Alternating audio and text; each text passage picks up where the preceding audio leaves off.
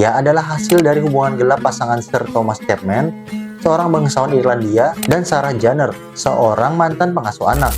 Karena pengalaman di Timur Tengah, dalam waktu singkat, Angkatan Darat Inggris menugaskannya ke cabang intelijen Kairo. Inggris mendukung rencana pemberontakan bangsa Arab dengan janji kemerdekaan jika mereka berhasil mengalahkan Ottoman. Lambat laun, Lawrence sendiri akhirnya menjadi bagian penting dalam pemberontakan Arab terhadap Ottoman. Ia menjadi otak dalam penyerangan jalur kereta Hejaz.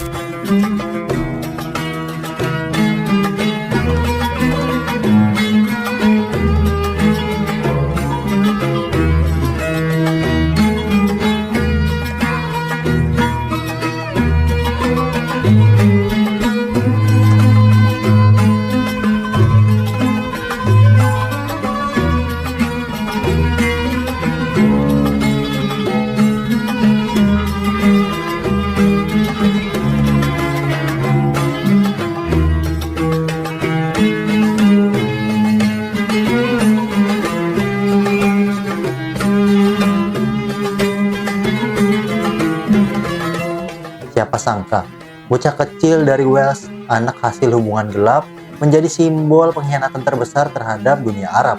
Selamat datang di segmen Sisi Lain Dunia. Intermezzo dikit, untuk yang kebetulan singgah di channel ini atau yang baru lihat channel ini, di sini aku akan bahas banyak hal seputar sejarah dunia, fakta unik, sampai kasus kriminal di berbagai belahan dunia. Jadi kalau berkenan, aku mohon bantuannya teman-teman untuk simak ceritanya sampai selesai. Terus, kalau suka sama kontennya, kalian boleh klik tombol like dan subscribe biar gak ketinggalan cerita menarik lainnya. Terima kasih. Oke, langsung aja kita bahas bagaimana bisa seorang Thomas Edward Lawrence, seorang agen intelijen Inggris, atau dunia lebih mengenalnya sebagai Lawrence of Arabia, mengobrak-abrik Arab dari dalam di segmen Sisi Lain Dunia.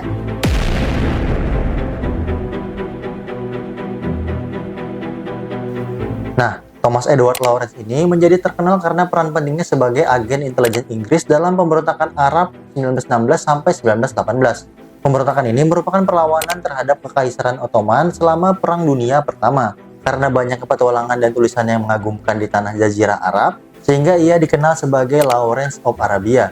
Nama ini juga digunakan untuk sebuah film terkenal di tahun 1962 tentang pengalamannya di masa perang. Untuk mengenal lebih jauh tentang siapa sebenarnya Thomas Edward Lawrence ini, kita akan kembali ke tahun 1888. Lawrence lahir pada 16 Agustus 1988 di Tremadoc, Wales Utara. Ia adalah hasil dari hubungan gelap pasangan Sir Thomas Chapman, seorang bangsawan Irlandia, dan Sarah Jenner, seorang mantan pengasuh anak. Ayahnya meninggalkan istri sahnya demi hidup bersama Sarah dan membesarkan Thomas beserta saudara-saudaranya secara diam-diam. Dengan menyembunyikan identitas asli keluarganya, Thomas kecil tumbuh dalam suasana penuh ketegangan sosial. Kenapa bisa demikian? Karena asal-usul keluarganya yang tidak lazim atau dianggap skandal. Orang tuanya hidup bersama di luar ikatan pernikahan, dan mereka berpura-pura sebagai suami istri. Ini adalah aib besar di masyarakat konservatif Inggris pada masa itu, di mana moral dan reputasi sosial sangat dijaga. Karena takut akan skandal, keluarga Lawrence sering berpindah-pindah tempat tinggal, mencoba menjalani hidup tenang tanpa menarik perhatian. Sebenarnya Lawrence bukan berasal dari keluarga miskin, tapi juga tidak benar-benar diterima di kalangan atas karena latar belakang hubungan gelap orang tuanya. Ini membuat Lawrence hidup dalam ketidakpastian identitas sosial. Tapi dari sanalah muncul kecerdasan dan kemandirian yang luar biasa. Lawrence dibesarkan di Oxford, Inggris. Pendidikan dasarnya memang tidak tercatat secara resmi. Pada usia 15 atau 16 tahun, ia mulai membaca buku-buku sejarah, seni, teori militer, dan budaya Timur Tengah. Ia mempunyai hobi membaca, menggambar, dan menjelajah reruntuhan kuno. Ia sering berjalan kaki berkilo-kilometer demi mengamati bangunan bersejarah. Di usia belasan, ia sudah belajar bahasa Arab dan mulai tertarik pada arkeologi serta sejarah kuno Timur Tengah. Tahun 1907, Lawrence masuk ke Jesus College di Oxford, Inggris. Ia mengambil jurusan sejarah. Karena kecintaannya pada mata pelajaran militer, pada tahun 1909, ia pergi ke Suriah dan Lebanon selama 4 bulan untuk melakukan penelitian tentang kastil-kastil tentara salib. Ia menyelesaikan tesis sejarahnya pada tahun 1910, kemudian lulus pada tahun yang sama, dengan disertasi yang berjudul Pengaruh Perang Salib Terhadap Arsitektur Militer Eropa, hingga akhir abad ke-12. Dari judul tesisnya sudah mengisyaratkan obsesinya pada dunia Arab sejak awal. Untuk menulis disertasi itu, ia bahkan berjalan kaki 1.600 km melintasi Suriah dan Palestina. Pecahnya Perang Dunia Pertama pada tahun 1914 membuat Lawrence sibuk di London untuk menyelesaikan studinya tentang Sinai. Setelah menyelesaikan studinya, Lawrence bergabung dengan tentara Inggris sebagai letnan. Karena pengalaman di Timur Tengah, dalam waktu singkat, Angkatan Darat Inggris menugaskannya ke cabang intelijen Kairo. Di sana ia bekerja sebagai seorang arkeolog dan fotografer, hingga akhirnya menjadi sangat akrab dengan wilayah tersebut dan sangat dekat dengan orang-orang Arab. Tapi di balik itu semua, tidak ada yang tahu bahwa sebenarnya ia sudah direkrut intelijen Inggris. Tugas khususnya di tanah Arab adalah mendekati suku-suku Arab, khususnya dalam pemberontakan terhadap Kesultanan Utsmaniyah atau Ottoman. Penugasan Lawrence ke cabang intelijen di Kairo terbukti sebagai langkah yang sangat baik dalam persiapannya untuk bekerja di antara orang-orang Arab. Lawrence sendiri menghabiskan waktu hampir 2 tahun di Kairo.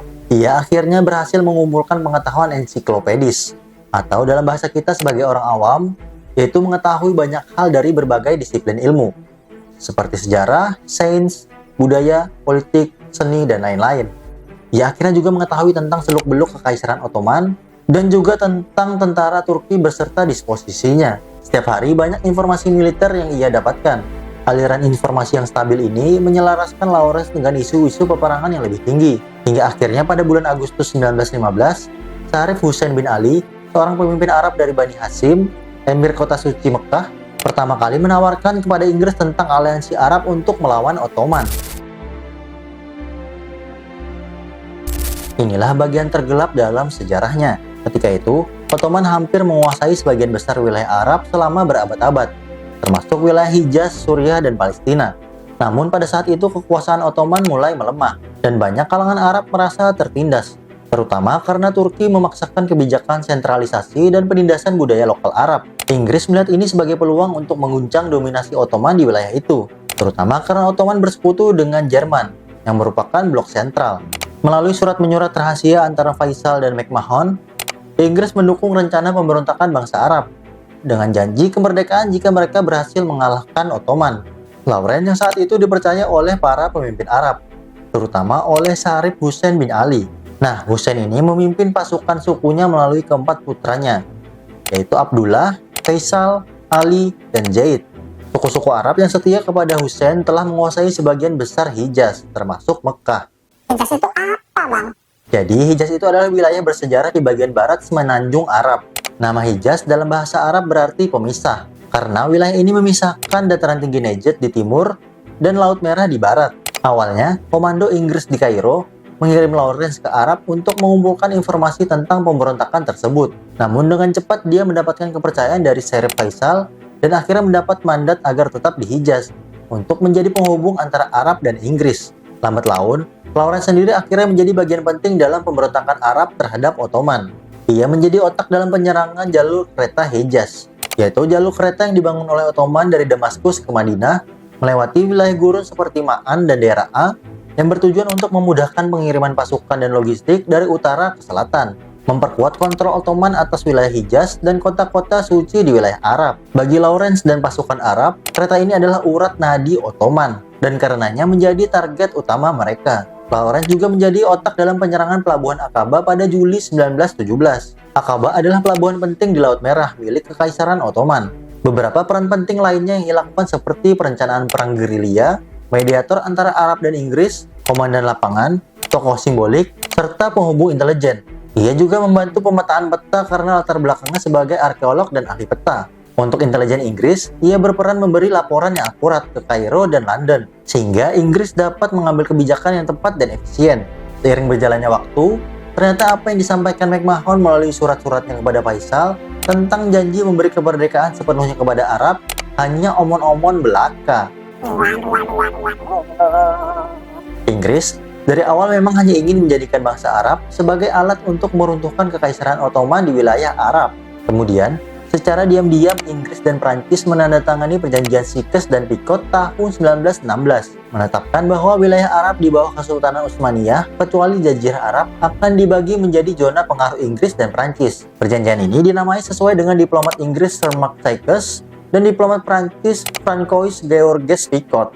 Tahu kan kenapa Inggris di puncak kejayaannya? bisa menguasai 25% dari wilayah bumi atau 33.700 km persegi. Ya yang kayak gini-gini lah yang bikin mereka bisa menguasai banyak wilayah. Akibat dari perjanjian ini, Inggris dan Prancis menguasai wilayah-wilayah yang berbeda, yang kemudian menjadi negara-negara modern di Timur Tengah. Prancis mendapatkan kendali atas wilayah yang meliputi Suriah, Lebanon, dan sebagian Irak Utara. Sementara Inggris menguasai Irak Tengah dan Selatan, serta Yordania. Perjanjian Sykes-Picot inilah yang dianggap sebagai awal mula konflik dan ketidakstabilan di wilayah Timur Tengah, karena pembagian wilayah ini tidak mempertimbangkan aspirasi penduduk setempat dan menimbulkan ketidakpuasan di kalangan masyarakat Arab. Selain itu, perjanjian ini juga menjadi dasar bagi pembentukan negara Israel di Palestina, yang hingga kini menjadi sumber konflik. Lawrence sendiri sebenarnya menyadari sejak awal tentang perjanjian ini. Namun, ia merasakan dualitas identitas. Di satu sisi, ia adalah agen Inggris, di sisi lain, ia ikut memperjuangkan mimpi Arab tentang kemerdekaan. Kepercayaan politik dan militer dari para pemimpin Arab menjadi dasar bagi pengaruh besar Lawrence dalam Revolusi Arab, karena ia diterima bukan hanya sebagai perwira, tapi sebagai saudara. Dalam bukunya yang berjudul Seven Pillars of Wisdom, Lawrence menulis bahwa ia berjuang dengan hati yang berbohong, karena ia tahu kebenaran tentang perjanjian itu.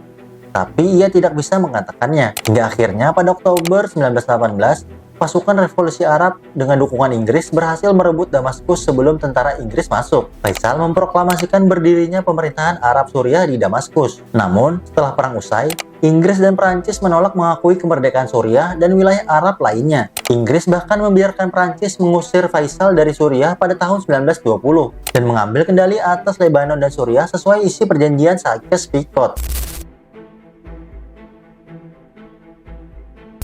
Di konferensi San Remo 1920, Inggris dan Prancis resmi membagi Timur Tengah. Prancis diberi mandat Suriah dan Lebanon, sementara Inggris diberi mandat Palestina dan Irak. Arab yang dijanjikan kemerdekaan hanya diberi wilayah minor. Faisal akhirnya diangkat jadi Raja Irak, dengan batas dan kekuasaan yang dikendalikan Inggris. Abdullah, saudara Faisal, diberi Transjordan, yang kelak menjadi Yordania.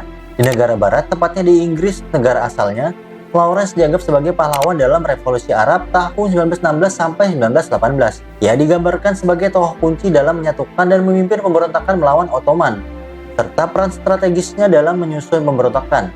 Ia dikenang sebagai jembatan antara Timur dan Barat. Sedangkan versi bangsa Arab, Lawrence adalah tokoh ambigu. Ia adalah agen Inggris yang ditugaskan ke Arab untuk memotivasi bangsa Arab dalam melakukan pemberontakan terhadap Ottoman. Walaupun jasanya tetap bisa dihargai atas peran taktisnya, tapi ia tetap dianggap sebagai bagian dari imperialisme terselubung dan pengkhianatan yang menyakitkan terhadap bangsa Arab, terutama akibat perjanjian Sykes-Picot dan deklarasi Balfour. Setelah pensiun dari Angkatan Udara Kerajaan Inggris pada tahun 1935, tak lama kemudian, ia terlibat kecelakaan sepeda motor di dekat rumahnya, Cloud Hills di Dorset. Ia menderita cedera parah di kepala dan meninggal di rumah sakit pada tanggal 19 Mei 1935 pada usia 46 tahun. Setelah kematiannya, reputasinya terus berkembang. Pada tahun 1962, sebuah film laris di Hollywood berjudul Lawrence of Arabia dibuat tentang hidupnya, yang dibintangi oleh Peter O'Toole. Rilisnya arsip rahasia Inggris pada tahun 1960-an dan 1970-an memberikan bukti tambahan tentang aktivitasnya di masa perang di Arab, yang tampaknya mendukung banyak klaim tentang perannya dalam pemberontakan di Timur Tengah. Thomas Edward Lawrence bukan hanya pahlawan romantis seperti yang digambarkan di film-film barat. Ia adalah arsitek pengkhianatan kolonial Inggris di Timur Tengah, seorang mata-mata yang memainkan kepercayaan bangsa Arab demi kepentingan negaranya. Banyak orang Arab menganggap Lawrence sebagai pahlawan buatan Inggris, yang menutupi peran besar para tokoh lokal seperti Faisal, Auda Abu Tayyi, atau Sharif Hussein. Ia menjadi contoh bagaimana sejarah kolonial sering memusatkan ceritanya pada tokoh barat, bukan pada bangsa yang diperjuangkan. Walaupun dalam bukunya ia menyampaikan rasa bersalahnya, namun menurut bangsa Arab, perasaan bersalah itu tidaklah cukup, karena kerusakan akibat pengkhianatan begitu besar. Kalau kamu berpikiran sejarah ditulis oleh pemenang, maka kisah Lawrence of Arabia adalah contohnya. Kalau ada yang mau nambahin, atau ada yang mau revisi, silahkan tulis di kolom komentar. Terima kasih sudah menonton. Kalau kamu suka dengan konten ini, silahkan klik tombol like. Dan jangan lupa subscribe biar nggak ketinggalan video menarik lainnya. Ciao!